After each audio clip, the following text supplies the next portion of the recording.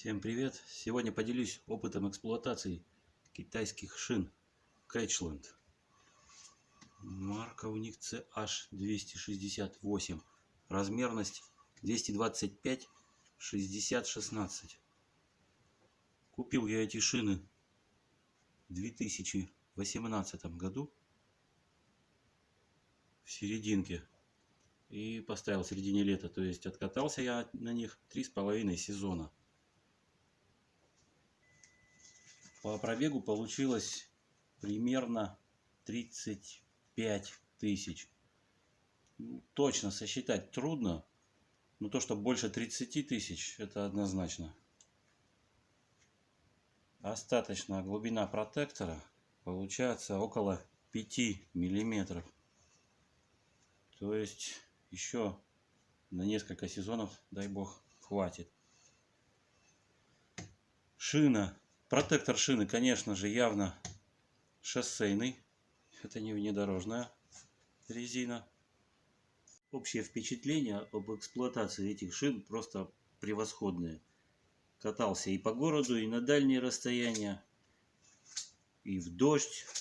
Все прекрасно, никаких нареканий. Стиль езды у меня бывает не всегда спокойный.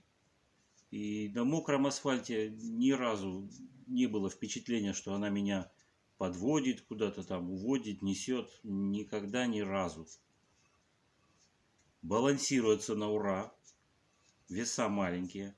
Ни разу не было за 3,5 сезона, что колеса там вибрируют, бьют. Никогда. Хотя балансирую один раз в сезон весной перед постановкой. Износ, сами видите, вполне приемлемый. Когда покупал эти шины в 2018 году, для меня это была новинка. Увидел впервые такую марку. Была она, на удивление, процентов на 20 дешевле, чем любые другие самые дешевые в этом размере. Рискнул, взял и не прогадал. Так что рекомендую. Свои деньги она точно отрабатывает. Отличная резина. Был у меня один случай повреждения такой шины. Побуксовал в глине.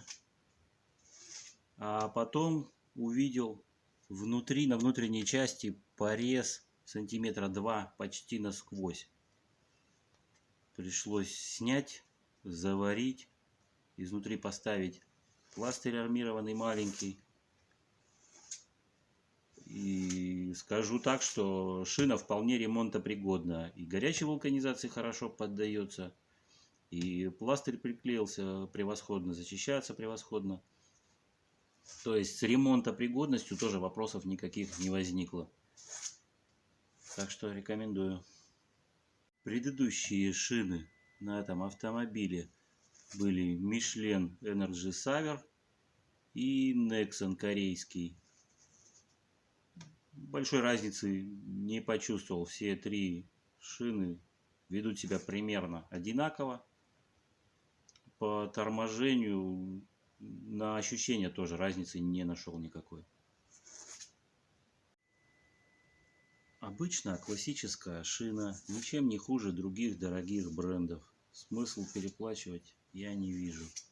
Тихая, не шумная, шишкам не подвержена. Неоднократно попадал в ямки, проблем не возникало. Боковины все целые, на протектор ничего не вылезло. Кому было полезно, ставьте лайк. Подписка на канал приветствуется, а также репосты в социальных сетях. Всем пока!